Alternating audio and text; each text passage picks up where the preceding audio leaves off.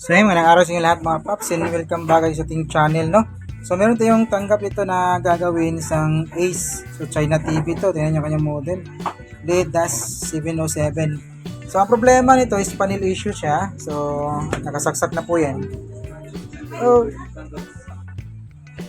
So papapower natin. Ayan, tingnan natin kung magkulay green yan. So nagkulay green siya.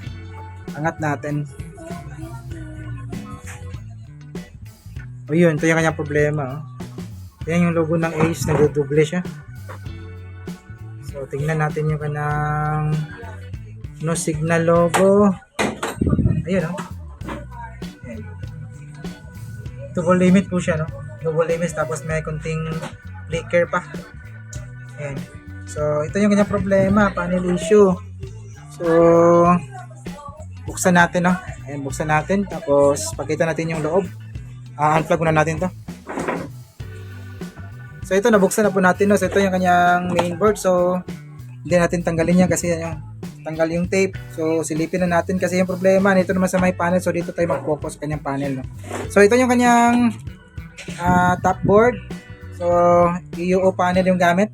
Ayan. So meron siyang dalawang side, left and right. Then nakakonekta yung isang flex or ribbon, no? So ito yung kanyang LVDS cable galing sa my mainboard. So, ang gagawin natin ngayon, check natin. Yung dito, pwede natin yan i-isolate by blocking, no? Kasi meron siyang flex. Pwede natin mag-block tayo ng clock dito. Pero, isolate muna natin. Tingnan natin kung dito ba yung problema or dito sa my side na to. So, remove muna natin yung isang side ng panel para malaman natin kung saan banda yung may problema. Yan. Saksak ko lang. Tapos naka-standby siya, pa-power on natin. Power on natin. Medyo matagal yung kanyang. Yun. So naka-power on na siya. Silipin lang natin konti. Kung normal ba yung isang side niya. Ayun, ito yung kanyang resulta, oh. Tingnan nyo. So walang display, puro bar lines. Yung dito sa may left na hinang natin, medyo kulay puti yung kanyang screen. Meron siyang glitch. Merong glitch, no? Dito, bar lines. So, may idea na tayo kung saan bandang side ng panel yung may problema. So, ayan, no? Dito yung left yung tinanggal natin. So, ito yung kanyang resulta. So, ibig sabihin yan, sa may right side yung may problema dito. Ayan. So, gagawin natin, unplug muna natin. Tapos, tingnan nyo to. Ito yung kanyang pinaghihinang na sinapawan na po natin ng hinang yan para mabilis na lang nating i-remove. Ayan. So, hindi po pwede blocking dito ng tape. Hindi po pwede blocking ng tape kasi andito yung source, eh. Removing talaga yung best dito. Kung wala itong connecting resistor, syempre cutting yung magiging paraan natin, no? So, dito meron naman siyang connecting resistor. So, removing na lang sa mga connecting resistor natin dito na number ng resistor niya. Ayan, fusible lang yan kasi 00 yung number niya. Tapos, ito naman yung kanyang yung may marka na 2,000, yan po yung kanyang swapping voltage LC1, LC2. Meron namang label ata dito. Tingnan natin kung meron ba siyang label, no? So, hanapin natin yung kanyang label. So, wala po siyang label na nakalagay. Ayan. Pero, kabisado na kasi natin yan, yung mga ganitong panel. So, alam na natin na ito yung kanyang mga connecting resistor sa kanyang clock at saka swapping voltage. So, gagawin natin yan, i-remove lang natin yan. Lalahatin na natin, hindi natin iwanan ng isa. Mag-remove tayo ng LC1, LC2, tapos clock 1 to 6. So, itong mga resistor, remove natin yan. Then, isang side lang ng ating resistor sa may swapping voltage, so may source lang, tatanggalin natin. So, yan, pinagsasapawan na po natin yung mga hinang na yan para mabilis na natin i-remove. So, wait, i-remove mo natin kasi wala tayong nadalang stand, eh.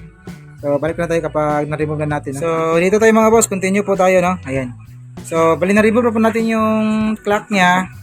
1 to 6, 1, 2, 3, 4, 5, and 6. Tapos, isang resistor lang from source. Ito yung kanyang source, eh. Dito tayo sa may source natin ng ating clock signal. Dito tayo yung source niya. Ito pala. Ito yung source ng ating clock at saka swapping voltage. So, dito siya. I-remove na po natin yan. So, 1, 2, 3, 4, 5, 6, 7, 8. So, 8 pins po yung niremove natin dyan.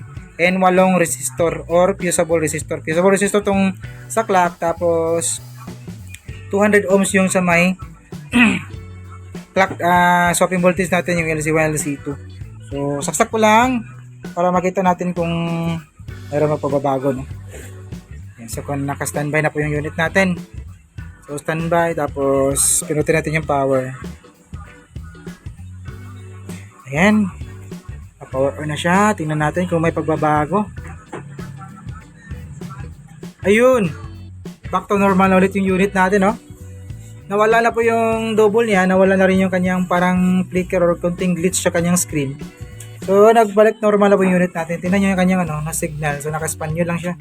Sinal. So, kanina double po yan. Ngayon, okay na.